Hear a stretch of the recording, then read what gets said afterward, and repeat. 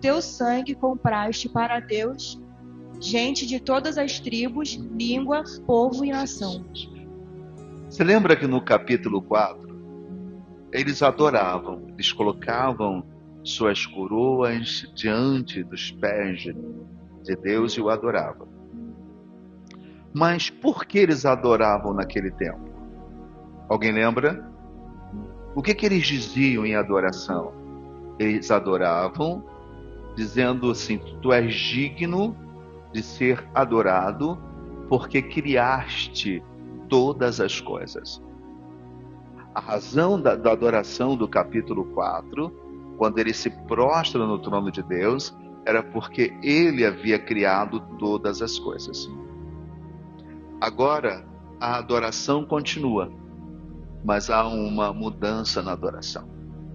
Agora, eles estão adorando, estão dizendo e declarando: digno és de ser adorado, porque fostes morto, e com o seu sangue comprastes a salvação de muitos.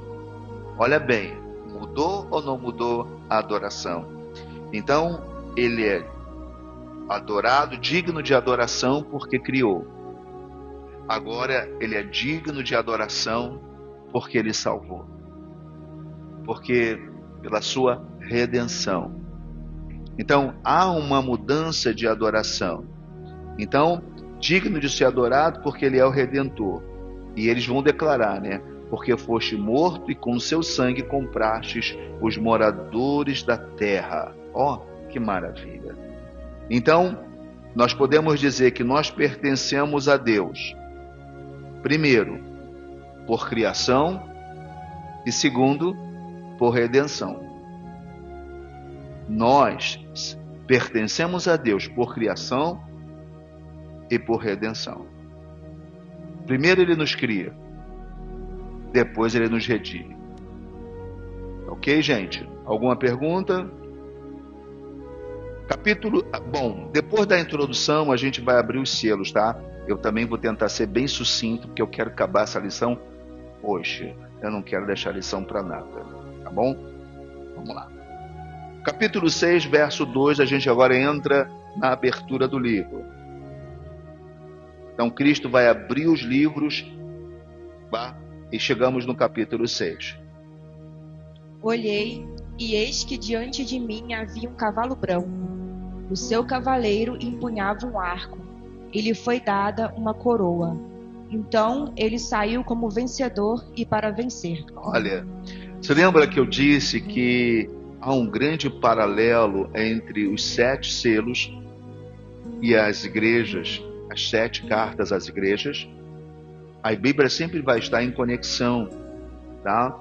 E as profecias, elas são cumpridas por meio da história. Tudo bem?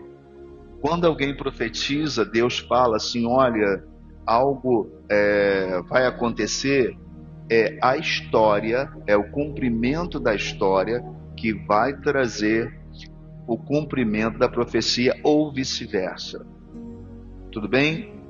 É a história.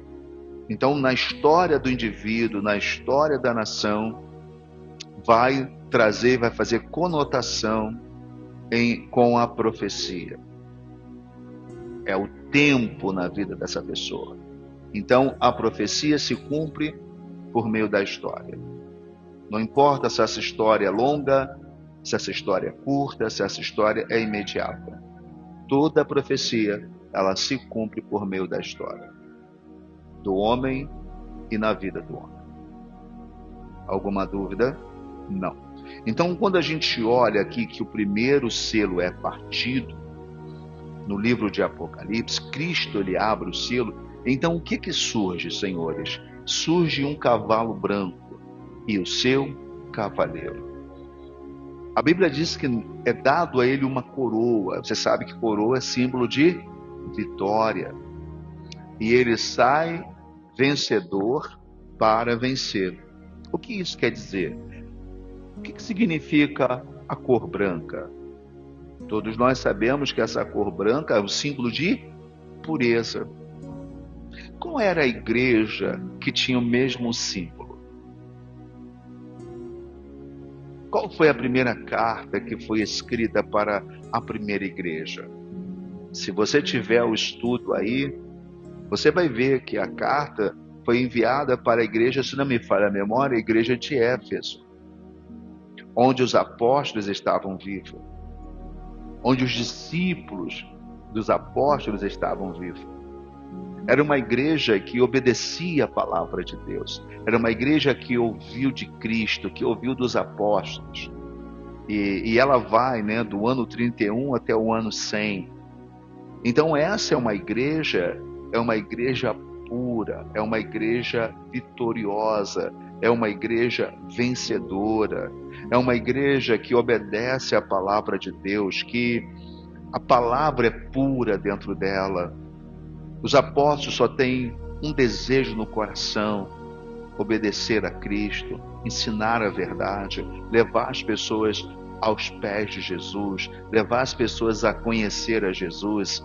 Então é uma igreja que é pura, é uma igreja vitoriosa, é uma igreja que alcançou naquele período, irmão, mais de 6 milhões de almas, sem internet, sem televisão, apenas com o ID dos irmãos. Você tem noção do que é isso? Sem ter carro, sem ter trem, sem ter ônibus, sem ter avião. E aquela igreja alcança, num período mínimo, mais de 6 milhões de almas pela pregação do ID do Senhor. Vocês têm ideia do que é isso?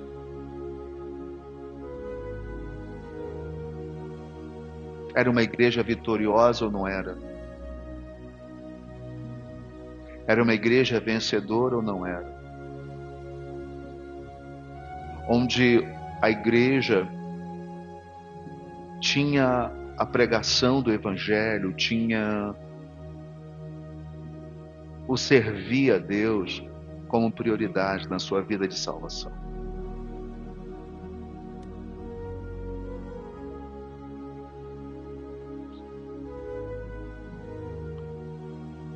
Satanás entrou na igreja de tal maneira que ele começa a confundir o que é certo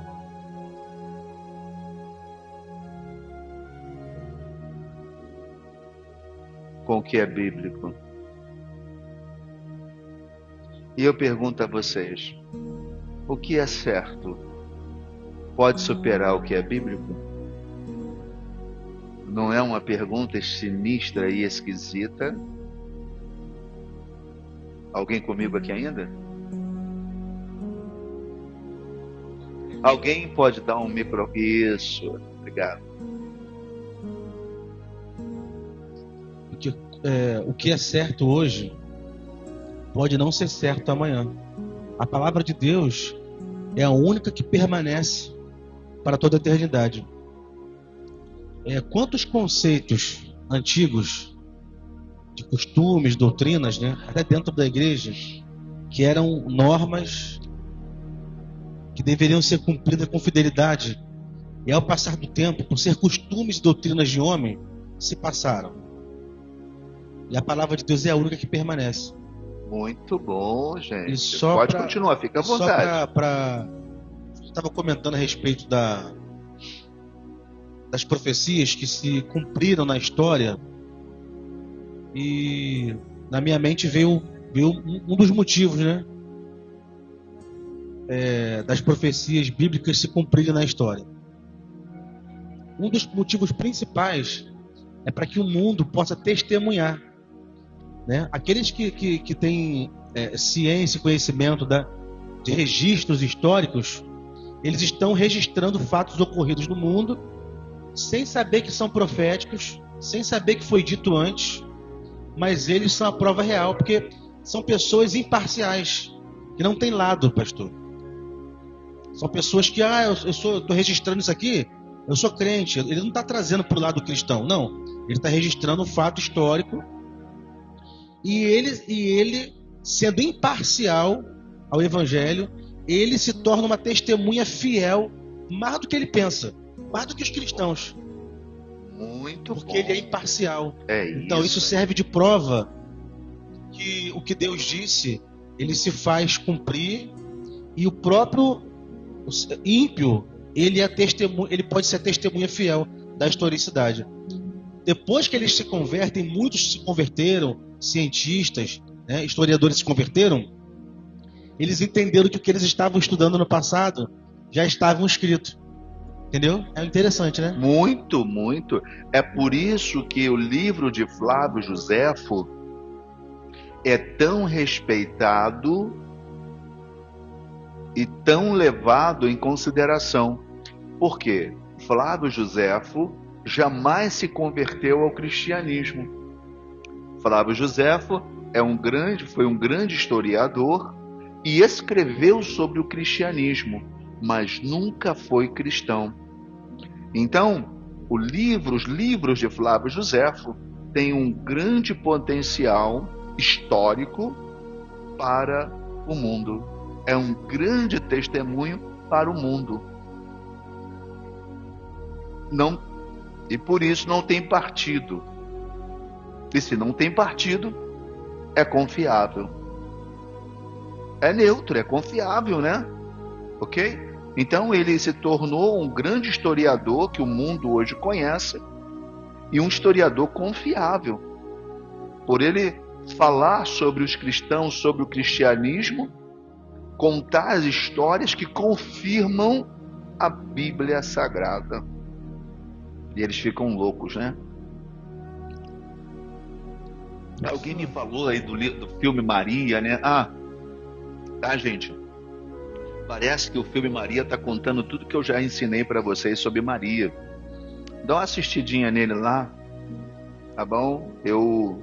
Falaram que está no Netflix, não é? Então eu não assisti ainda, mas pretendo assistir. Estão falando verdades, né, bíblicas lá, colocando Maria, a situação de Maria real, como ela viveu, né? Viveu sendo taxada de prostituta, viveu sob a pressão, né, da cidadania, dizendo que ela não valia nada, que ela era sem vergonha, mau caráter. Então, essa é a vida do cristão, tá? Pastor, uma dúvida que surgiu. Então, no caso, cada igreja seria cada selo? Tipo, a primeira igreja, o primeiro selo, a segunda igreja, o segundo selo. Seria? Ou... Não. Nesse momento em que João, inspirado por Deus, escreve as 7 cartas a igrejas, elas são 7 cartas enviadas aos anjos da igreja. Nesse caso, são selos. É um livro que foi selado para que ninguém tivesse acesso, a não ser aquele que fosse digno de desatar, de quebrar os seus selos. Mas elas também estão relacionadas às cartas que foram escritas. É como uma confirmação das cartas. Também fala da história, do período que essa igreja viveria, confirmando a revelação, a profecia, a inspiração dada a João. Elas falam das mesmas coisas. É uma confirmação, tá bom? É quase a mesma coisa. Se você comparar a história, a profecia, as cartas das igrejas da Ásia, vão estar dentro desse cenário, porém agora com símbolos. Aquela foi só uma carta, essa vão trazer figuras, vão trazer desenhos, vão trazer símbolos, tá bom? É muito legal o livro do Apocalipse por isso. Não tem nenhum mistério, ele é fácil. E a gente vai entrar em áreas bem legais mais à frente, tá? Então, onde eu estava, hein? Aqui. Não posso me perder não, gente. Capítulo 6, verso 4. Vamos para o cavalo vermelho. Então saiu outro cavalo, e este era vermelho. O seu cavaleiro recebeu o poder para tirar a paz da terra e fazer que os homens matassem uns aos outros. A ele foi dada uma grande espada. Olha, uma espada. Bem, o que essa cor vermelha significa? que ela aparece na sua cabeça de cara quando fala vermelho? O que você pensa quando vermelho? Eu ouvi sangue, né? Você pensa logo no sangue. É a primeira coisa que vem. E não está errado. Você lembra da igreja de Esmirna? Alguém lembra? Que Deus havia declarado que ela teria 10 dias. 10 dias de tribulação. Que você sabe que Ezequiel 4:7, eu acho, em Números, eu esqueci agora. Ele vai declarar que o Números 17, não lembro agora, depois eu lembro, que cada dia em profecia é igual a um ano, beleza? Bem, então eles teriam 10 dias de tribulação e beleza. Então 10 anos. Então você observa que aqui o cavalo é vermelho e a ele foi dado uma espada para perseguir. O que isso está dizendo, irmão? Está dizendo que houve uma grande perseguição, morte, nesse período da igreja que representa o período da igreja de Esmirna. Olha como está tudo relacionado. Você lembra que esse período vai de que ano a que ano mesmo? Hein? Quem lembra? Gente, eu estou testando a memória de vocês. Vocês estão pior do que eu. Quem tem que esquecer aqui sou eu, gente.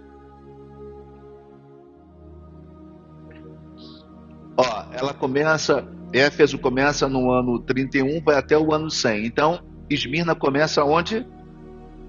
Começa no ano 100 e vai até 500 e... Ai, meu pai. Ninguém lembra? Tainá que está tudo anotado, mas não pode falar. Então, não se esqueçam, tá?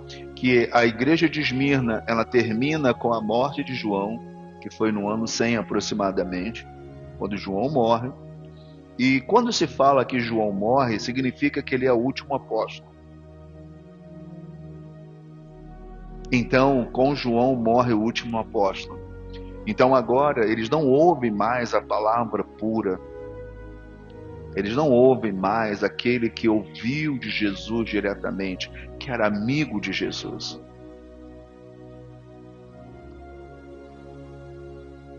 Então começa a decadência. Se lembra quando eu ensino para vocês que quando a gente carrega uma revelação, é diferente quem somos, o que ensinamos, quando alguém sem revelação vai assumir o nosso papel? Ele até vai trazer o que nós ensinamos, mas vai chegar momentos e períodos que ele vai precisar da revelação para se sustentar.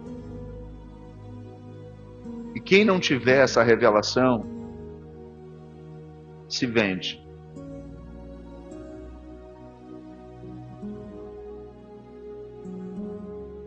Se você não carregar uma revelação, você se vende. E você nem vai perceber que se vendeu. Por favor, entendam. Tem muitos homens de Deus, mulheres de Deus, que se vendem por aquilo que é certo.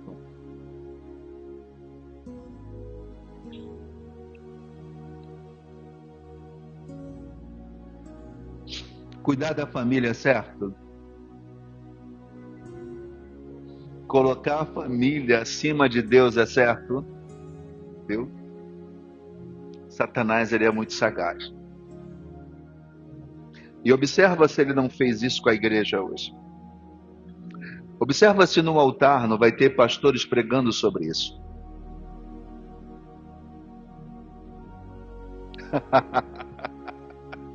Vocês viram?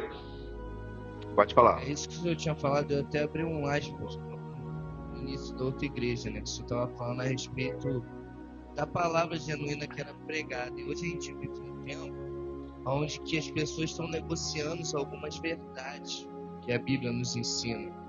A gente vive uma geração um pouco depressiva, né? Com o psicológico totalmente conturbado.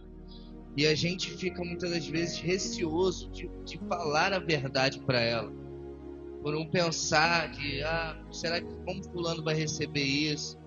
Será que fulano está preparado? E nós acabamos negociando verdades que constroem um povo fraco. Porque se a gente olhar para o período bíblico, o que construiu um povo forte, uma igreja preparada para morrer em nome de Jesus, eram as verdades inegociáveis de Jesus. Jesus, ele era bem claro, aquele que quer vir após mim, negue-se a si mesmo. Vende tudo que tu tem e dá aos pobres. Então essa é a essência de uma construção de um povo forte. E hoje nós olhamos para a igreja, a gente vai ver um povo fraco. Por causa de quê? Porque tem sido negociados valores, tem sido negociados ensinos que de forma sutil, e eu enxergo isso como uma ação maligna, você começa a negociar. Você continua até pregando a Bíblia no altar, você continua até falando, mas na hora dessa manifestação do poder de Deus através da palavra, a gente... É bem interessante o que você está falando. Olha bem, gente, prestem bem atenção na perspicácia, na astúcia do inimigo da igreja, do inimigo de Deus. Entre o que é certo e o que é bíblico. Talvez você nunca tenha pensado sobre isso. Nem sempre o que é certo deveria ser feito.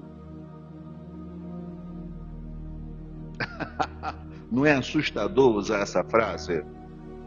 É assustador. Mas veja como Satanás ele age de uma forma que nos leva ao engano. Exemplo. Pastor Leandro, vamos supor que ele é aquele que começou a fé, ele está firme na presença de Deus, adorando ao Senhor e beleza. Mas vamos supor, a esposa dele não quer Jesus, de jeito nenhum. Mas ele se batizou, ele ama, ele crê, beleza. É certo ou não é? Ele estar com a esposa, com a família, em casa, em um dia de domingo? É certo ou não é? É ou não é, gente? Não tem. É certo ou não é? É bíblico? É politicamente correto. Agora eu quero te perguntar, é bíblico? Vocês entenderam?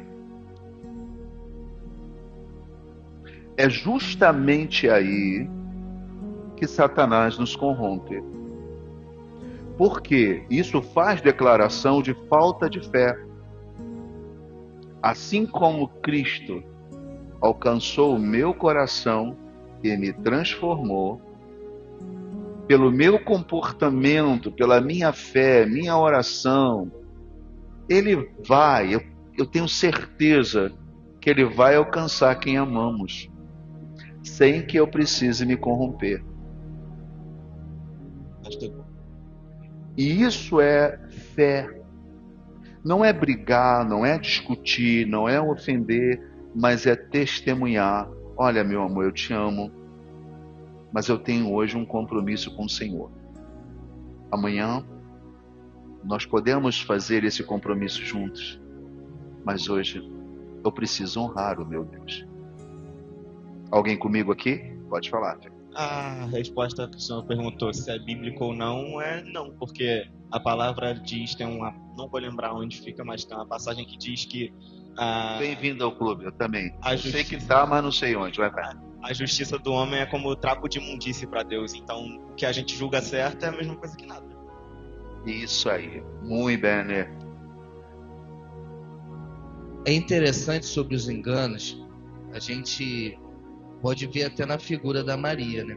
A Maria é uma pessoa que é separada por Deus, um ventre, né, preparado para glorificar o Senhor.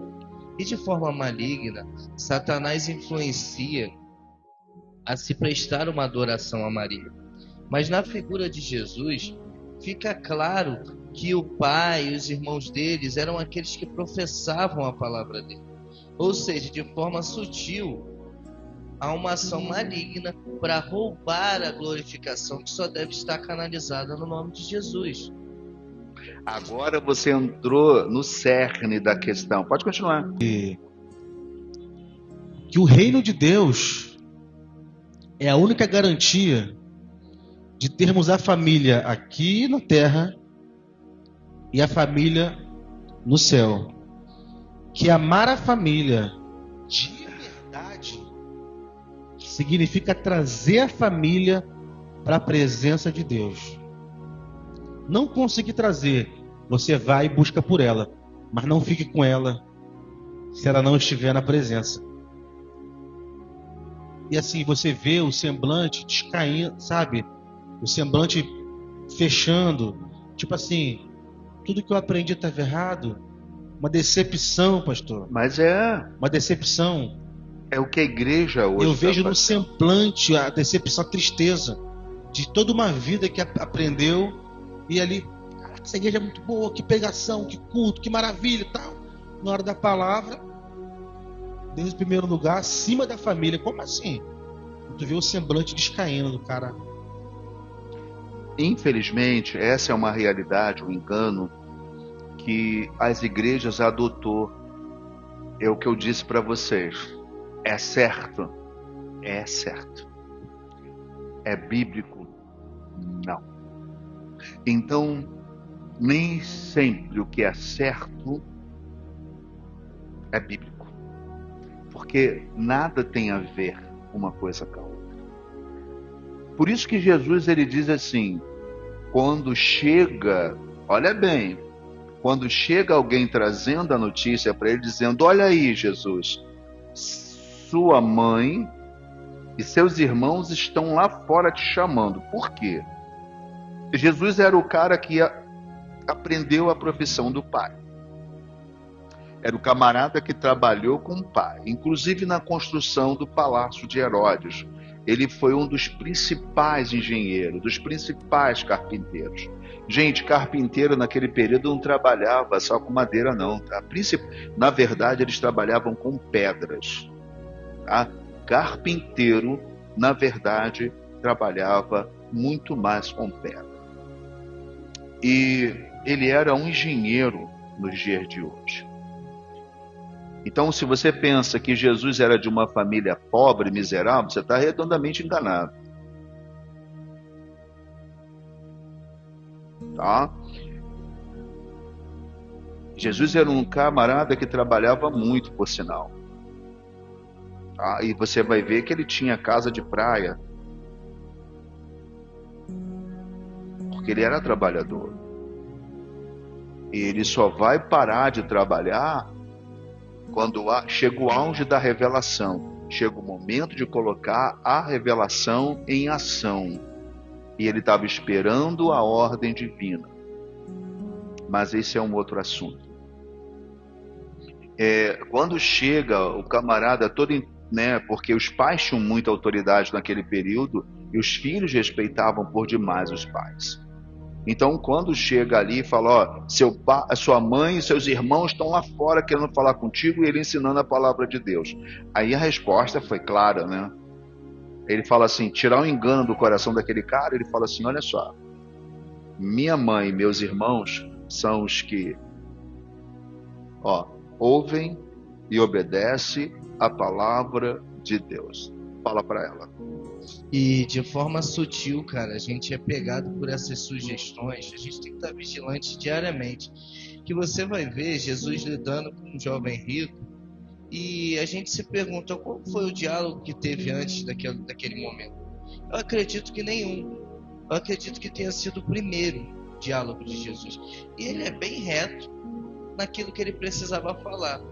E hoje a gente fala, poxa, será que é o tempo? Será que é o momento? Pode fazer. Precisar comprar, compra lá que eu te dou dinheiro. Ou te dou calote mesmo, tá na moda? Ou dinheiro, calote, você escolhe. Ah? que precisa ir e manda o papel para cá e pode resolver. Então, assim, essa sugestão de tadinho. E às vezes, sabe o que eu tenho me deparado? É que as pessoas muitas das vezes aceitam um convite sem a consciência daquilo que elas têm aceitado. Não, eu quero aceitar Jesus, mas ela não tem a consciência do que é aceitar Jesus, do que é caminhar com Cristo. E a gente acaba tendo que trocar o pneu do carro andando. Então existem certos pilares da fé que Jesus deixa claro no início da caminhada com os discípulos. Jesus deixa claro através de seus sermões palavras e pilares primordiais de um sucesso de uma caminhada com Cristo. E a gente, de forma sutil, a gente se acha muitas das vezes que a gente tem uma metodologia melhor de ensino do que a palavra de Deus. Concordo. Que isso fique registrado, porque é muito importante que a gente não ouça coisas como que são até certas. São corretas, mas não é bíblica. E a gente tem que aprender a separar isso para que a gente possa ter uma fé muito boa, uma fé poderosa. Pega o microfone, pastorzão. Dá um pastorzão ali. É bem rápido a minha fala, só para que não haja confusão, né? É, claro. Porque a Bíblia, ela fala sobre o cuidar da família. A Bíblia traz uma estrutura familiar em que um homem ele deve dar vida pela sua esposa, a sua esposa deve ser submissa ao seu marido, sob a sua missão. E todo esse cuidado, toda essa forma de você tratar bem a sua família, de você, sabe, de você cuidar, de você estar perto, de você abraçar, de você fazer o que tem que ser feito, isso é bíblico. É. O que o pastor está falando como certo ali, certo é isso, porque é bíblico. Mas o que é errado, que não é bíblico, que está querendo dizer, é você colocar a família acima do compromisso que você tem com Deus. Colocar a família acima de Deus. Nada tem que estar acima de Deus. Nada. Deus ele é soberano. Deus ele deve ter a primazia de tudo sobre a nossa vida. Mas quando o pastor ele fala que isso é certo, cuidar da família, sim, é certo e é bíblico. Agora, é bíblico? O que ele está dizendo assim? Não é bíblico no sentido do quê? Quando a pessoa coloca a família acima de Deus. Isso não é bíblico. Você, como o exemplo que ele trouxe, no dia de domingo, o dia que você consagrou, pode ser não só o domingo, né? Porque a gente tem algumas controvérsias aí.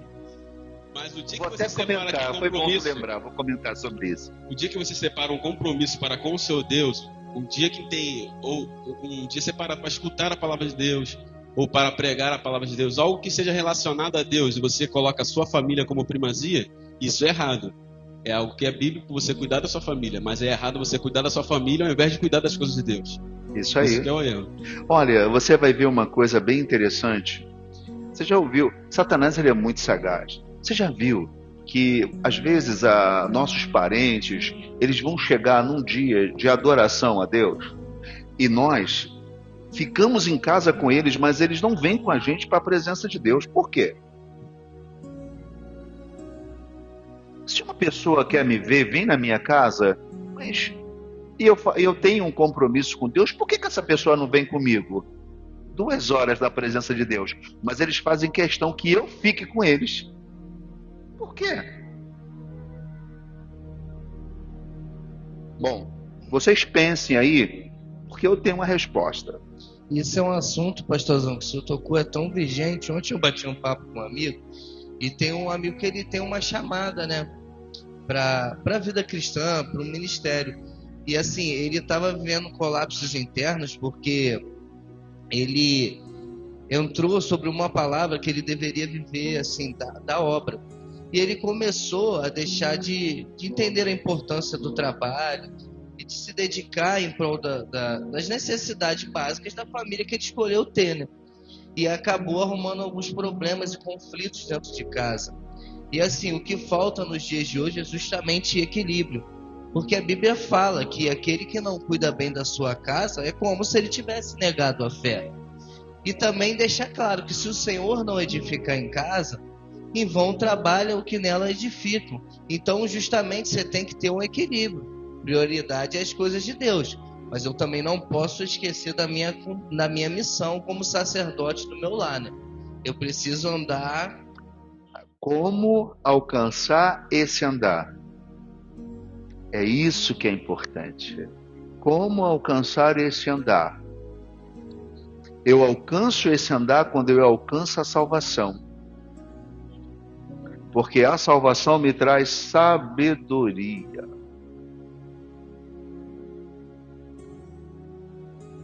E a sabedoria não traz confusão.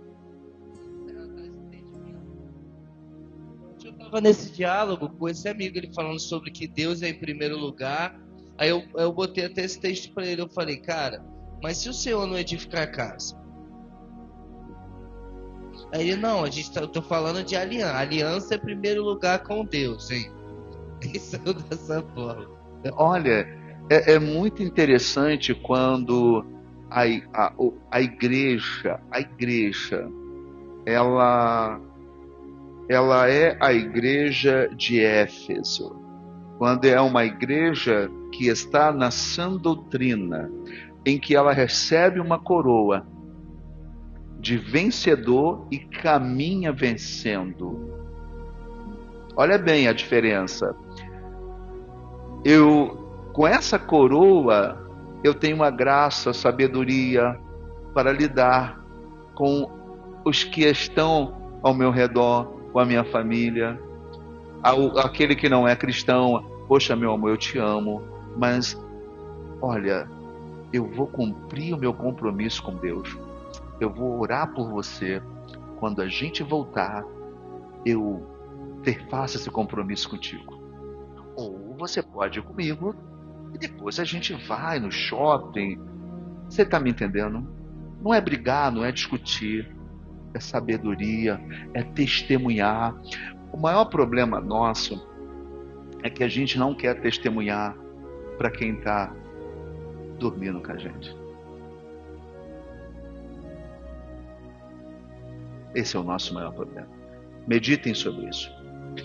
E chegamos então. Bom, ninguém lembrou do ano. Gente, ele vai do ano 300 e...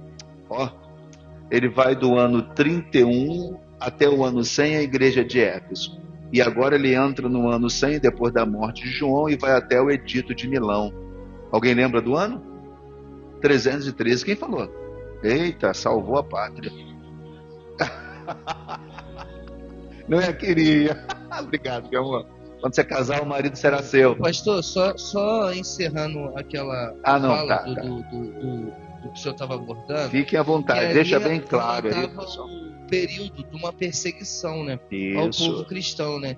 E a pergunta que eu queria que a igreja meditasse é: qual é a perseguição nos dias de hoje? Essa perseguição, ela está em que campo? Está no campo visível ou no campo invisível? No campo perceptível ou no campo imperceptível? Porque esse tratado que a Bíblia traz em Apocalipse, ele fala tanto daquele tempo e dos tempos vindouros, né? Que é os tempos que nós estamos vivendo. E hoje essa perseguição seria de fato como? É uma pergunta. Bem legal. E aí, gente, alguém quer responder? Enche lá para mim. Mas, não bebe não, hein? Tô de olho, né? Obrigado, cara. Que se a gente não compreende aonde está essa perseguição, como a gente vai lidar com ela? E hoje é o mal do século. Hoje a igreja ela não consegue discernir aonde está essa perseguição. Você vai chegar em alguns determinados locais, você vai ver a pessoa, poxa, eu estou vivendo uma perseguição danada. Satanás tem se levantado. E de fato ele se tem levantado. Ele tem agido. Ele tem multiplicado o seu comércio. Mas aonde? Aonde que eu estou vendo? Aonde que eu enxergo? Ou aonde que eu nem tenho imaginado onde seja? Aonde está sendo esse ataque? Gente, eu quero até... É bem interessante. É muito.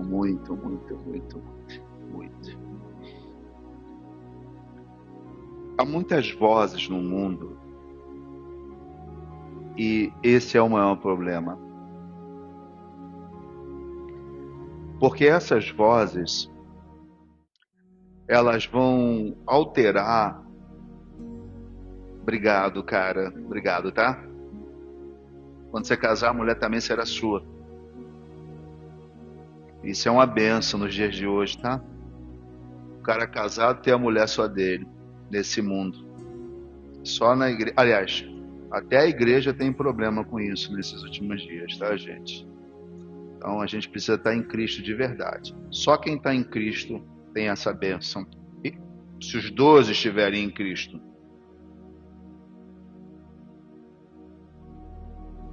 Essa é a realidade. O que eu estava falando?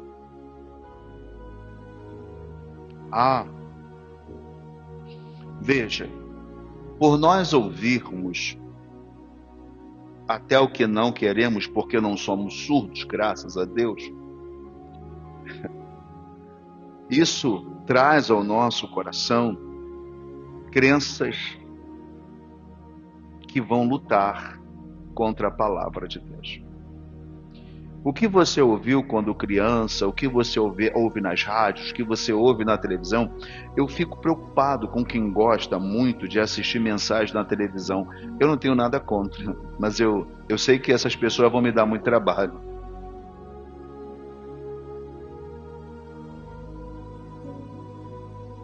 Na maioria das vezes vão me dar trabalho. Por quê? Porque mensagem na televisão eles querem vender. Eles estão vendendo. E são raros encontrar homens que já não foram comprados na televisão. E eu estou falando, é muito sério. Porque você lembra de Billy Graham?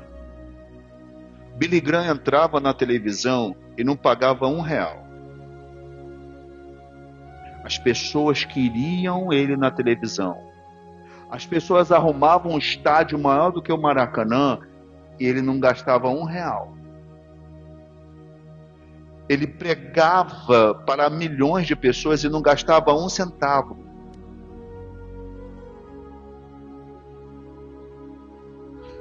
Esse homem não se vendeu. Hoje, tudo é cobrado. As mensagens são cobradas. Os cantores cobram para cantar para você. Não é para Deus, é para você. Porque é você que está pagando. Senhores, esse evangelho talvez um dia foi de Cristo. Hoje não é.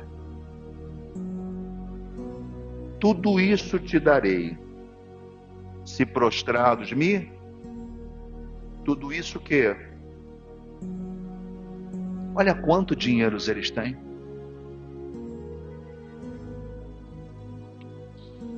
Foi Deus que deu?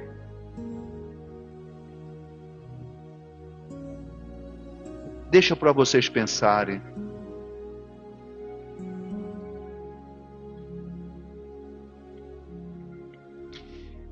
E é isso que me preocupa. Eu não tenho nada contra a riqueza, não tenho. Mas eu gostaria que eles não quisessem pregar para vender, ou para ser popular, ou para ganhar like, ou para angariar multidões de seguidores, não. Eu gostaria que eles pregassem a palavra de Deus, doa quem doer. Segue quem quiser. Mas não é isso que acontece mais. Porque na nossa consciência, eu preciso agradar. E se eu tiver seguidores, eu estou agradando. Se eu tiver like, eu estou agradando. Observa os crentes hoje. Os crentes hoje fazem postagens que não são bíblicas, porque querem likes. Desculpa, gente, sem ofender ninguém. Eu não tenho nada contra, mas eu enxergo uma consciência por trás de cada like, por trás de cada postagem, a essência. Não é a foto. Porque quer comais, quer bebais, quer façais qualquer coisa, irmão. precisa ser para a glória de Deus. Se não for assim, nos compraram.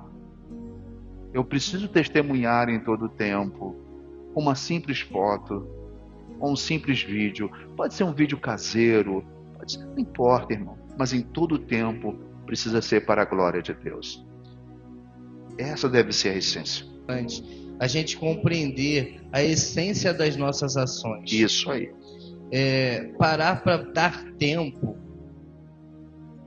a pensar, poxa, o que me influenciou a esse comportamento? Da onde que veio essa influência dessa atitude? A gente é levado hoje a não parar e refletir. Gente, ninguém deu café para um pastorzão aqui, meu Deus do céu. Deus. Pega para mim também, pastor. O pessoal não vai para o céu não, varão. Perdoa. Então, o que acontece? As nossas atitudes, elas não passam por um filtro de entendimento da onde que elas vêm. A gente não perde muitas das vezes tempo ou ganha tempo pensando, poxa, essa atitude veio da onde? Porque a todo momento nós somos influenciados, nós somos gerados, nós somos enxertados em algum lugar. A gente vê na figura propriamente de Pedro, bem claro isso. Você vai ver Pedro dando uma declaração, tu és o Cristo, Filho do Deus vivo. E daqui a pouco, da mesma forma que Jesus olha, poxa, não foi carne nem sangue que te revelou, logo à frente Jesus vai contar do propósito de Deus que iria se cumprir na vida dele, e Pedro se levanta. E ali Jesus repreende ele e fala, para trás de mim, Satanás. Ou seja, da mesma forma que Pedro foi boca de Deus, para a atitude dele, glorificar o nome de Deus, da mesma forma, daqui a pouco Pedro, ele é influenciado. Então há ataque de influências no campo espiritual para formar pensamentos e atitudes e comportamentos. E quando a gente não nutre, não passa por esse processo de conhecimento, poxa, da onde que veio essa atitude? Da onde que veio esse comportamento? Nós acabamos sendo levados por vento de influências malignas na nossa vida. Não concordo. Gente, excelente, muito bom, o desenvolvimento aí, muito, muito, muito bom. E olha, isso é muito sério, tá? Muito sério, muito sério. É por isso que nós precisamos orar, sabe, sem cessar. Triste é aquele que acredita que só deve orar de joelho. Esse vai orar muito pouco.